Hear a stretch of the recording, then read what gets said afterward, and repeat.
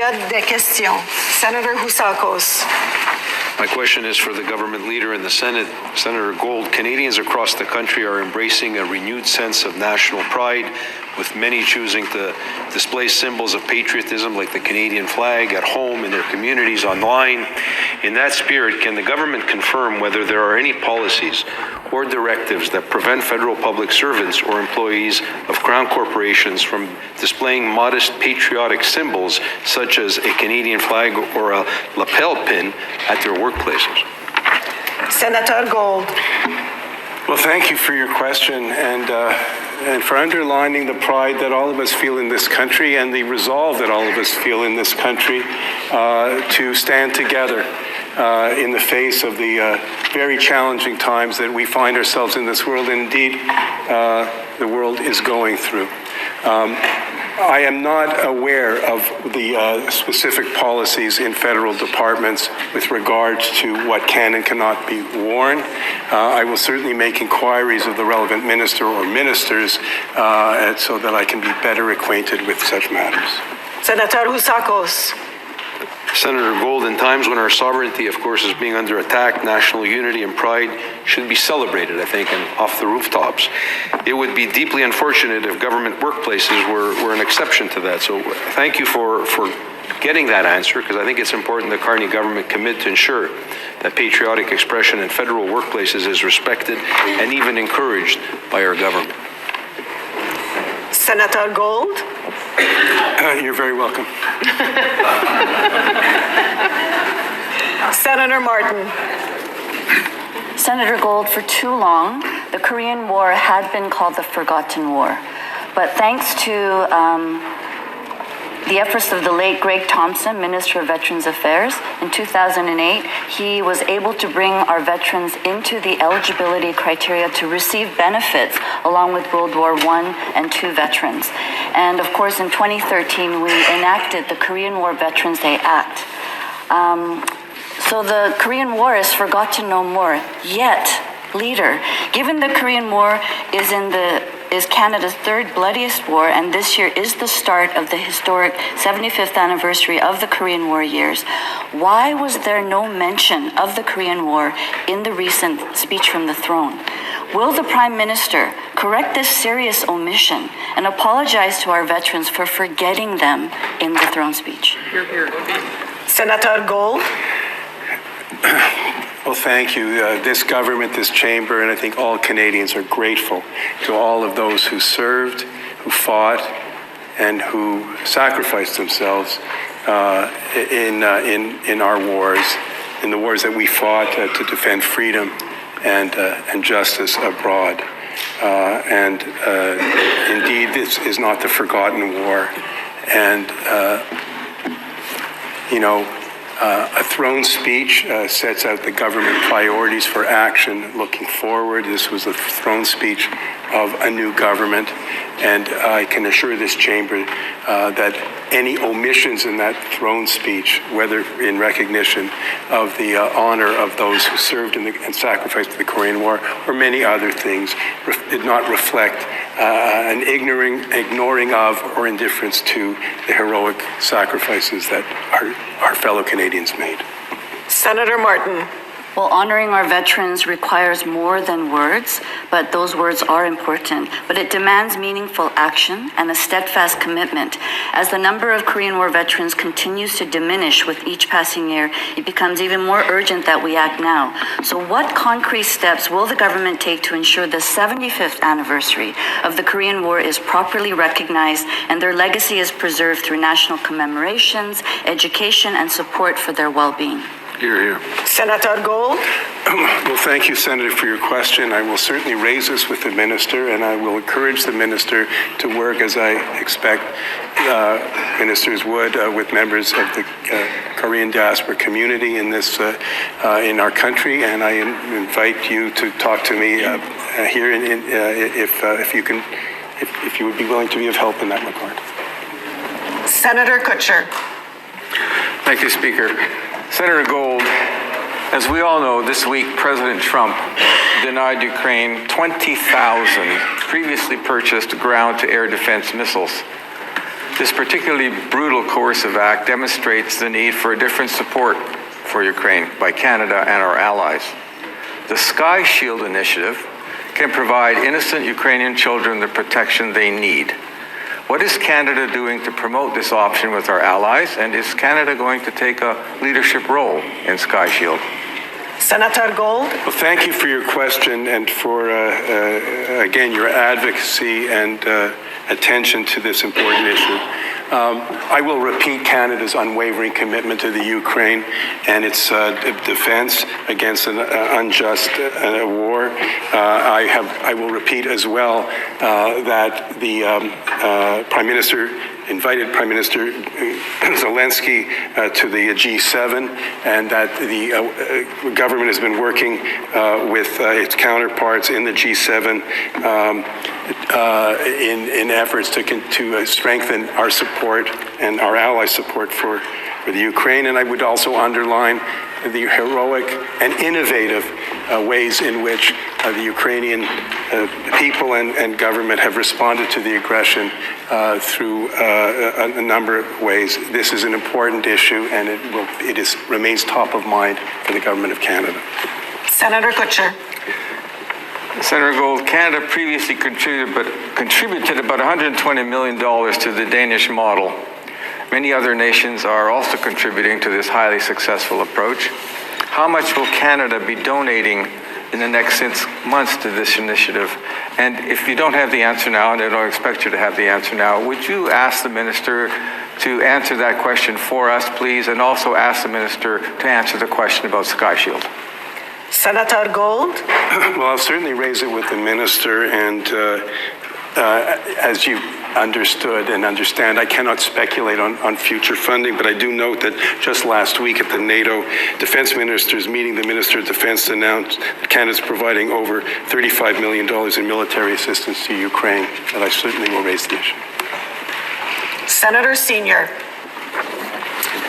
Senator Gold, from the report, A Roadmap for Transformative Change, Canada's Black Justice Strategy, I quote the following: "The criminal justice system will transform from one that punishes the poorest and most marginalized members of our society and that carries a history of racism and oppression to one that is fair and equitable and free from discrimination.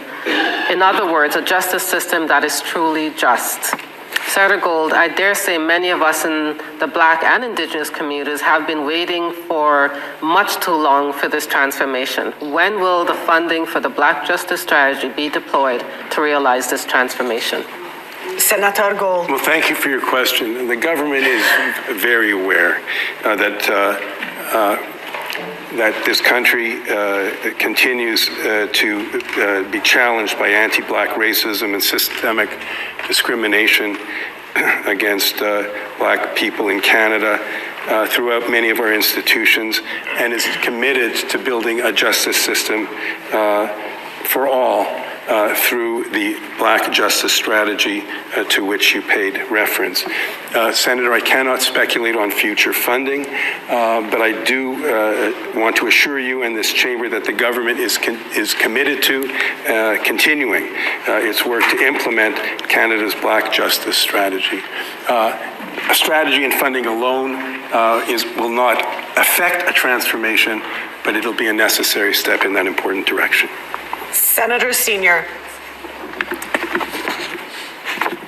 Senator Gold, has the Minister of Justice been apprised of the existence of this roadmap and the urgency to begin the implementation? If not, will that be done soon? Senator Gold. I can assure you, thank you for your question. The government is very much aware of this matter and is committed to implementing the Black Justice Strategy. Having said that, I shall raise your concerns and this concern to the Minister's attention at the earliest opportunity. Senator Ross. Thank you, Madam Speaker.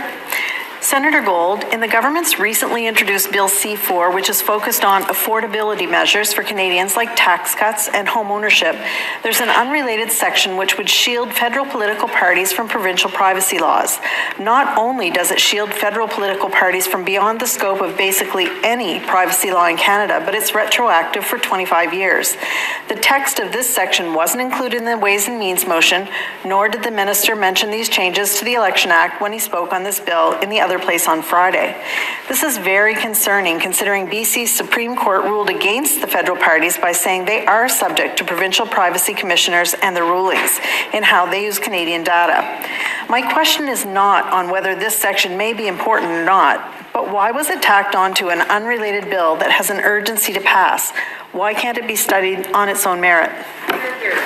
Senator Gold. Thank you for your question.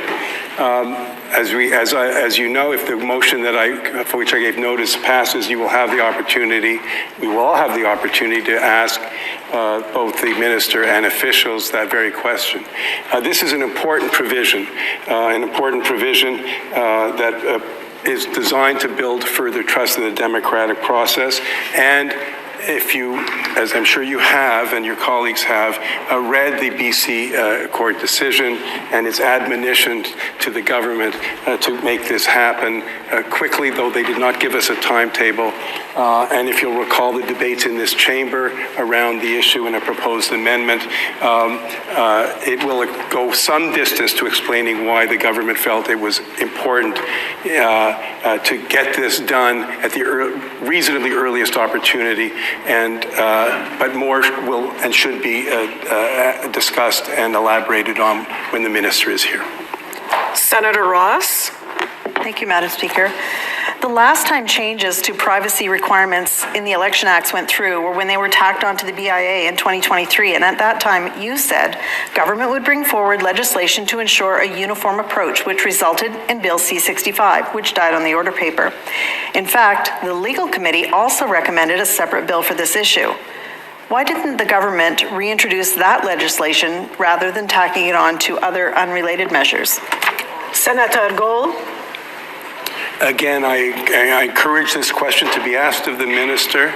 I'll remind us of the circumstances through which we ended the last parliament, when simply nothing was able to get through the House of Commons, and remind us, of course, of the calendar,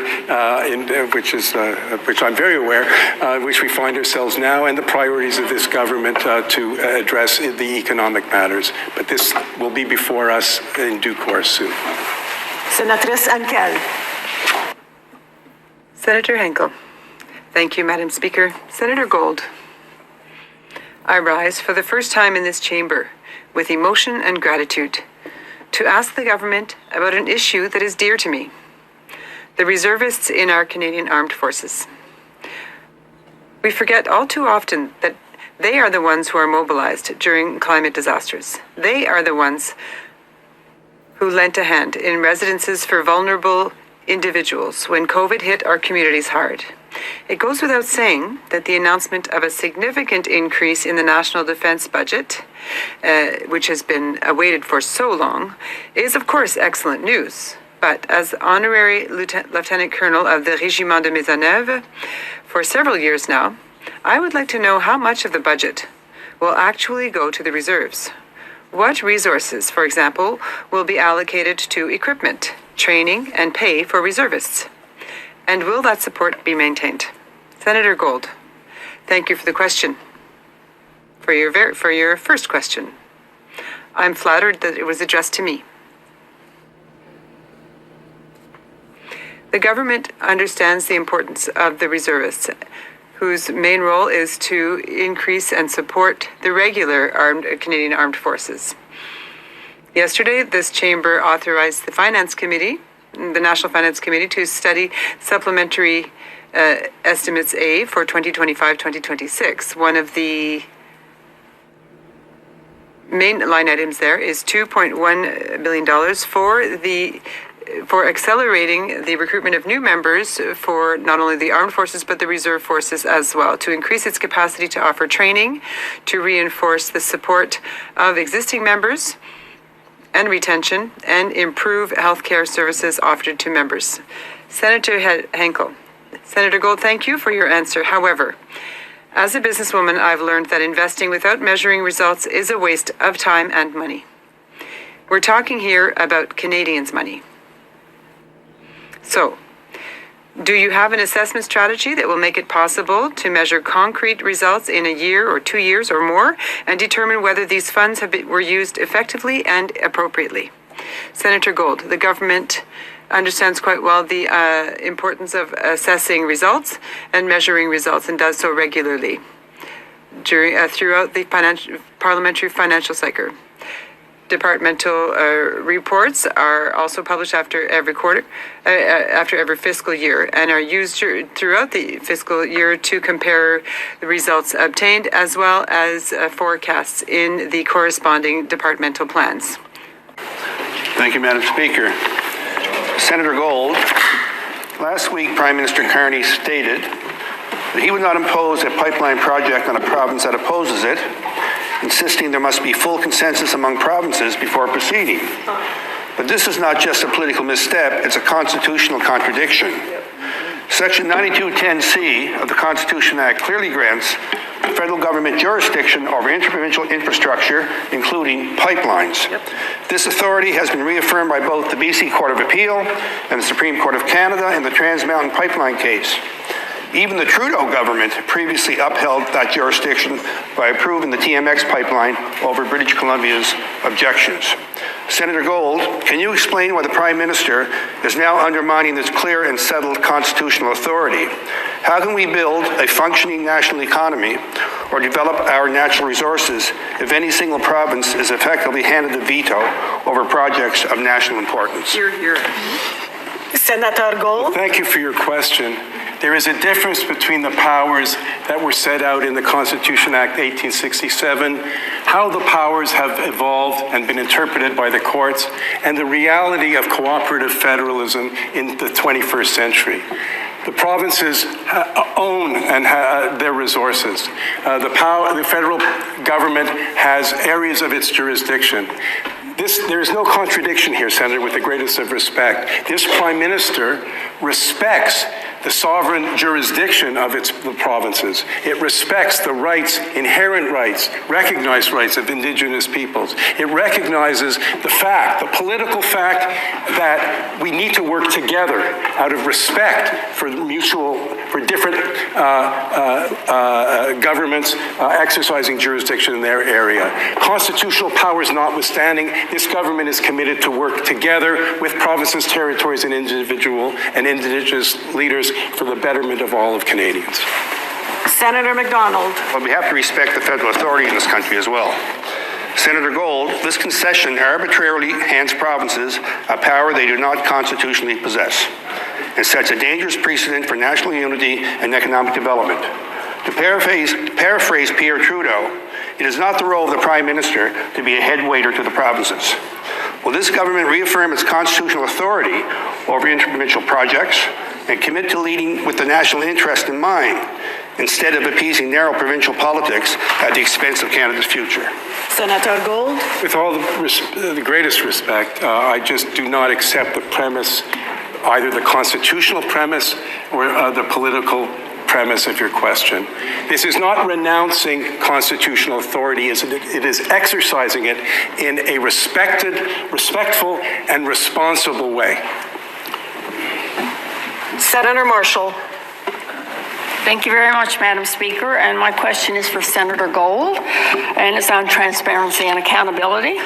The main estimates for 2025-26 have been referred to the Standing Senate Committee on National Finance for study, and it was sent over on May 29th. However, we need the 25-26 departmental plans to assess how the departments and agencies are going to spend the money they're requesting. Those plans should have been tabled by now. And without those departmental plans, all we have are numbers on a page. So, Senator Gold, can you tell us when will the government table the 2025-26 departmental plans so we can undertake the work which the Senate has assigned to us? Senator Gold. Well, I am not surprised that, Senator Marshall, you've asked me that question, and it's a legitimate question, and I regret that I don't have an answer for you. But I certainly will, once again, raise this question and concern to the government at my first opportunity. As a government representative in the Senate and as a senator, I'm proud of the work that we do. And we do it often under certain constraints. But I will do my best I will communicate that and hope that we get an answer, a satisfactory one. And I have every confidence that even if it's just numbers on the page, Senator Marshall, you'll dig deep and make sure that we understand what's at stake. Senator Marshall. Thank you very much, Madam Speaker. So my supplementary is this, Senator Gold. We've got incomplete data for the 23-24 departmental results reports, and I'd asked you a question on that before. And we have no debt management report for 23-24. I've asked you a question on that. And that's for fiscal years. That's not the last fiscal year. That's the fiscal year before that. There's going to be no budget. And we don't have a borrowing strategy for this year, but we know that the government has to borrow significant amounts of money. So it's very difficult to review spending plans. Senator Marshall, thank you for your question. Thank you, Senator. Thank you, Senator Marshall. Senator Gold.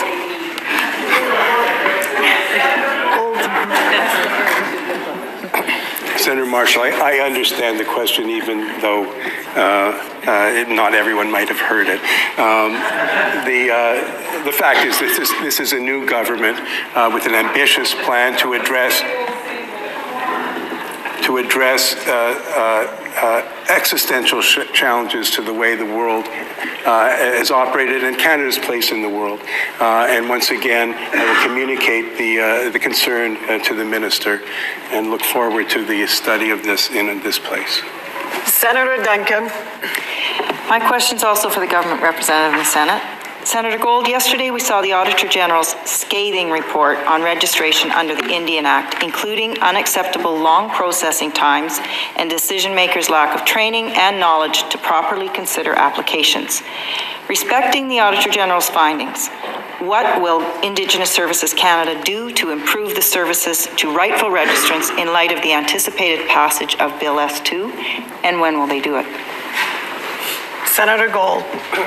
Thank you for your question and for underlining the important work of the Auditor General and her recommendations. The government agrees with the recommendations. Registration services are absolutely foundational to First Nations individuals' access to a range of services and programs. The audit is harsh, and it points to certain areas of improvement, but I am advised that important work is already underway in many of those identified areas. Most notably, Indigenous Services Canada is transitioning from a paper-based application system to a more modern, digital format, which will reduce processing times, minimize errors, and improve client service for the issuance of the secure status card. I'm advised that the government is committed to work in partnership with First Nations communities to make sure that registration services are delivered with integrity, respect, and a strong focus on the service to clients. Senator Duncan. Senator Gold, in light of the silos that exist in government, on the one hand, we have the anticipated passage of Bill S2 and an expected increase in eligible registrants. On the other hand, we have Canada's procurement strategy for Indigenous businesses that exists amongst some controversy. Have these two silos had any communication about the impacts of Bill S2? Senator Gold. I'm not in a position to comment on what discussions might have taken place, except I can assure this chamber that this government is focused on improving the efficiency and effectiveness of the workings of government, and it remains also committed to advancing the important work we still need to do with regard to our relationships with First Nations and Indigenous communities. Senator Wu. I'd like to take the opportunity to thank and congratulate you on 5 years as a GRO, 9 years as a senator, and a lifetime of service to Canadians in your community and across the country. I know my questions to you on Israel and Palestine may have caused you some discomfort, but I assure you this is the last time you'll have to answer a question on this topic. A few hours ago, more than 20 senators attended a briefing on the plight of children in the Ukraine and in Gaza. We learned about Canada's outstanding leadership in protecting Ukrainian children and seeking justice for those that have been abducted by Russia. One of our colleagues asked about similar initiatives related to Palestinian children. No one could name one such initiative. Can you? Senator Gold. You know, thank you for your comments. This government is very, very seized with the plight of innocent civilians in Gaza, as it is with the plight of all those who are caught up in wars and without responsibility for that. I am not aware of initiatives for kidnapped Palestinian children, whether in Gaza or in the West Bank, if I understood your question. The government is seized with the plight of the kidnapped Israeli soldiers who are still living in darkness and in tunnels and in fear 615 odd days after the war. This government will continue to press for an end to the war, to the release of all hostages, to a ceasefire, and the expansion of humanitarian aid for all innocent civilians. We learned from the briefing that there are thousands of Palestinian children that are detained in Israeli prisons. And the 10 or so humanitarian organizations who attended today's briefing, led by Save the Children, agree that there is an immense and profound gulf between the way in which Canada has responded to the crisis in Gaza and our own very worthy and necessary measures in Ukraine. What is the reason for this double standard, and how does Canada defend it from the perspective of international law? Senator Gold. Canada's position on the conflict in the Middle East is consistent with international law.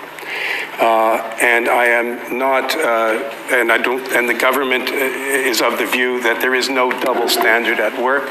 The circumstances of each conflict, tragic as it is for all who are caught up in it, have to be understood in their complexity and in their specificity.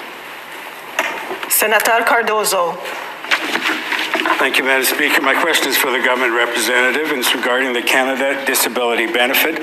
But first, let me add to the comments yesterday, and thank you, sir, for your dedication to and your service to this place, ensuring the efficiency of the Senate, and hence your service to Canada.